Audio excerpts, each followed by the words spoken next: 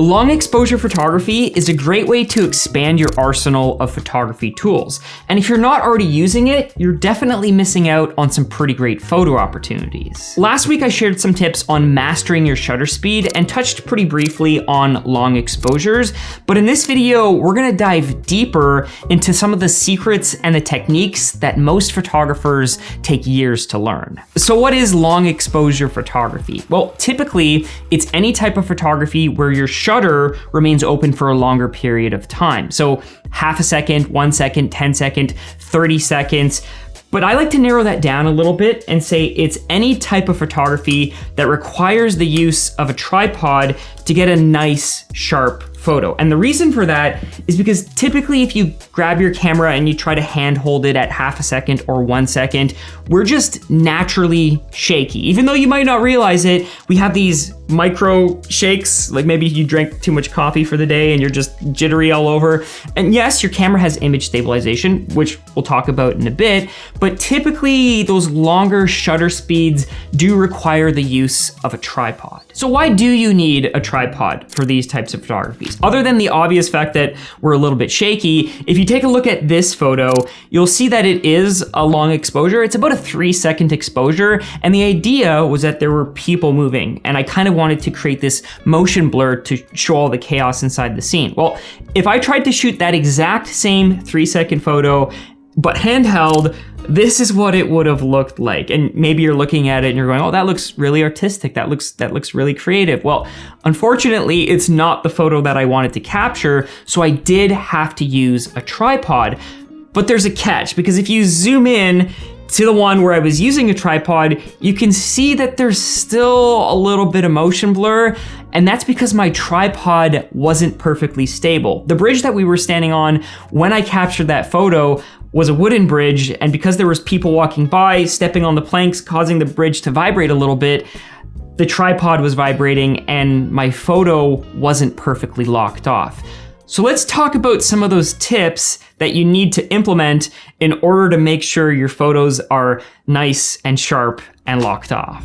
So yes, you want to use a tripod. Yes, you want to lock off your tripod and find stable ground. And if you're curious what tripods I'm currently using, I'll link them down below, but I am planning a video next month on some of my favorite travel tripods. So stay tuned for that. If you're shooting in an area where the ground is soft, like sand, one thing you can do is kind of just jam your tripod into the ground, and that will give you a little bit of a more sturdy base. Or if you're shooting on like a rocky beach like we were with this astrophotography, I tried to kind of build a base around the foot of my tripod where I stacked up some of the rocks, and then I put the bag on the leg of my tripod. Now, some tripods also do have a hook on the bottom, and that's a really good way to weight down your tripod if it's starting to look a little bit shaky, or maybe there's a little bit of wind that's hitting your camera and causing some of those vibrations. One of the tips that my friend Taku shared with me, he's a Nikon ambassador, and I think you've seen him in some of my past videos. His tip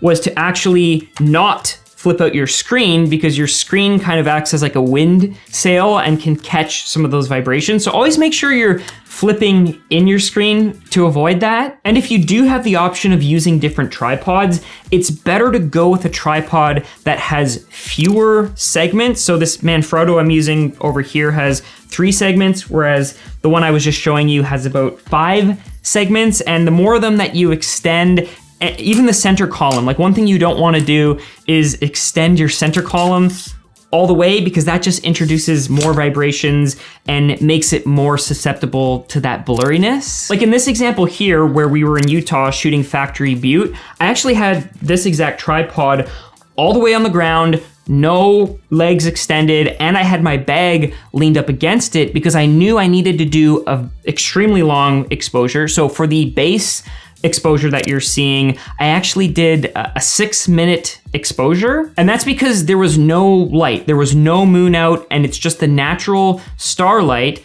hitting the mountain, hitting the landscape, and lighting it up. Now, some people do like to use flashlights and kind of light it up that way, but you won't get the most natural looking landscape if that's what you do. So most of the time when I'm shooting astrophotography, shooting that type of long exposure photography, I'll just sit there for 6 minutes, for 10 minutes, and let that base exposure expose. so to speak. And then for the sky, I actually do multiple 10-second exposures at either 800 ISO or 1600 ISO, because of course the sky is moving. So if you did a 6-minute exposure of the stars, you would start to get star trails, which is an awesome effect. We'll talk a little bit more about that in a bit. But then also, I was using one of these. So this is a shutter release, and what it does is instead of having to click the button on your camera, it remotely connects into your camera. So this one is wireless. I'll link this down in the description, but it sends a signal from this to this. You plug this into your camera, and then that way you're not introducing any extra vibrations or camera shake. You simply just click the button and it fires off the camera. Now, if you don't have one of these, you can also use a timed shutter. So most cameras have a 2-second or a 10-second, but that's gonna be the best way to eliminate all those extra vibrations so they don't end up causing your photo to be blurry. But what if you wanna shoot long exposures during the day? Well, you can go down to ISO 100, so reduce the sensitivity of your sensor, but you might find that even at half a second, you're not able to get an exposure. Like, it is just way too bright. So one of the things you might wanna try is actually lowering your aperture or closing down your aperture, making that opening inside your lens smaller to reduce the amount of light that comes in. But even if you go all the way up to f22, sometimes that's still not enough. And typically I don't like to go any lower than f16 because then you start to introduce diffraction. But really, if you go all the way to the maximum or the minimum shutter because it's small, that usually isn't the best optical quality from that lens. So in my case, I will use one of, they're stuck together. What do you do when your lens filters are stuck? Oh no. My filters are stuck together. Okay, well, we're gonna try and solve that later. But basically, I use a 10-stop or a 15-stop ND filter. So this one, I guess I'm gonna have to separate, but I also have a 15-stop. But basically what an ND filter is, it is a filter that reduces the amount of light that enters your camera. I actually have a variable one over here. So this is the new Polar Pro, I'll open it up in a second, but it's the Polar Pro PMVND Polarizer Edition 2. PMVND 2. And this is a lens filter that you can put on the front, and it gives you between 2 to 5 stops of ND or variable ND, so you can change it. Now, admittedly, a variable ND filter is probably not dark enough for shooting in the middle of the day.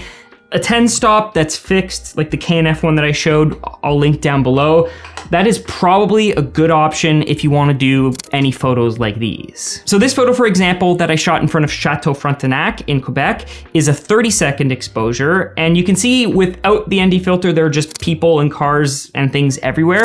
But with the ND filter, at a 30-second exposure, a lot of that just becomes motion blur and averages out so that you don't even see it. I actually did the exact same technique, but sped it up to 1 second and did this interval timer that I converted into a time lapse. And the nice thing about that is you get more of the streaking, which ends up creating a really nice video effect. But if you want to see that adventure and all the details for that photo, I'll link a video at the end of this one that you can check out. But what about image stabilization? What about IBIS? Should you leave it on or should you turn it off when you're doing long exposure photography? Well, I've done both, and for me, it's very much situational dependent. If it's a shorter exposure, like 1 second, sometimes I'll leave it turned on, but if I'm doing something where I want all the frames to align exactly, typically I'll turn it off. Now, the reason for that is that all these new cameras have in-body image stabilization where the sensor kind of just floats around, in the case of Canon,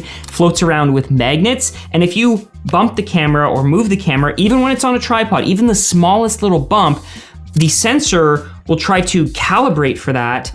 And what that means is that in one photo it might be here and one photo it might be here, and then your photos aren't aligned. So if you accidentally bump your camera with IBIS turned on, if that's the route you're going for, give it at least 10 seconds for that sensor to kind of go back to the 0 position, so that way any of the photos that you take, the image stabilization, the sensor isn't gonna shift in the middle of you taking photos or in between you taking multiple photos. So again, if you're trying to composite, in the case of astrophotography, where you have an image for the sky and you have an image for the foreground, turn IBIS off. That way it'll be much easier to align all those exposures. Now, if you are shooting astrophotography or night sky photography or low light photography, you probably don't need an ND filter. And that's because there's not really a lot of light to begin with. In most cases, you're probably needing to up your ISO. For most of my astrophotography, I'm shooting around 800 or 1600 ISO. But then I'm also using low aperture lenses when possible. So most of my lenses are f2.8, but I do also have some that are f1.4, which will allow more light into your camera so you can keep your camera settings at those lower ISO numbers. Now, one tip if you are shooting with a DSLR is to make sure you're either using live view, so the mirror is locked up, or some cameras have like a mirror vibration dampening setting where you can lock up the mirror so that when it moves, it's not actually causing any extra vibrations in your exposure. But also the eyepiece, the optical viewfinder that's on the back of the camera with DSLRs, usually has a removable eye cup. And in the case of Canon cameras, they used to come with like a little cover. What you'll want to do is you actually want to cover that up so that light isn't leaking back in through the viewfinder and hitting the sensor. Kind of just a fun little tip, but that's why that exists. Now, you may have noticed there's a few exposures that I showed you that were longer than 30 seconds. So 2 minutes, 5 minutes, 10 minutes. If you want to do that, you need to go into your camera's bulb mode. So it'll either be B on the dial or bulb on Canon cameras. Then you go into the menu and you tell it exactly how long you want to shoot for. Most of the time, I'm only using that for astrophotography foregrounds. But if you want to do something like fine art photography with a really strong ND filter where you get the movement of clouds, that would also be the mode that you need to use. Long exposure photography is a very powerful tool for slowing down motion or blurring out movement or even capturing light over an extended period of time. If you're looking for a good opportunity to do a long exposure, the trick is to find a photo where part of the photo is static and another part is moving. So maybe the subject is moving and the background is static, or the background is moving and the subject is static. So keep that in mind the next time you're out shooting. And if you want to learn more about how to use an ND filter to do long exposure photography, you can check out this video right here. Or if you want to see last week's video on mastering your shutter speed, you can check out this video right here. Until the next one, grab your camera and go shoot photos.